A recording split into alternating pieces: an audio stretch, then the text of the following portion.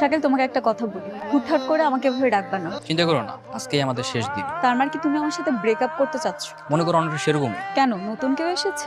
তবে সেটা কার জীবনে সেটা হচ্ছে আসল কথা। কি বলতে চাচ্ছ তুমি? তোমার বাবার সাথে আজকে দেখা হয়েছিল। ইভেন এও বলছে গতকাল তুমি নাকি লেট নাইট পর্যন্ত আমার সাথে ছিলা, অথচ আমিই জানি না। কালকে না আমি আমার বান্ধবীর বাসায়। ব্যাস কাজল, আমি আজকের পর থেকে তোমাকে আর ডিস্টার্ব করবো না, আর কোনোদিনও ডাকবো না। তোমার আর আমার সম্পর্কের আজকেই শেষ দিন। আর এই শেষ দিন উপলক্ষে আমি তোমাকে ছোট্ট একটা উপহার দিতে চাই। কি উপহার? আগে চোখ বন্ধ করো।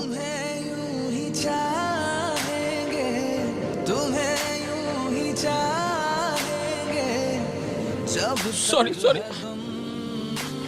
অনেক কষ্ট হইতেছে। এর চেয়ে বেশি কষ্ট আমার লাগতেছে। তুমি আমাকে হ্যাঁ, কারণ তুই একটা বেঈমান।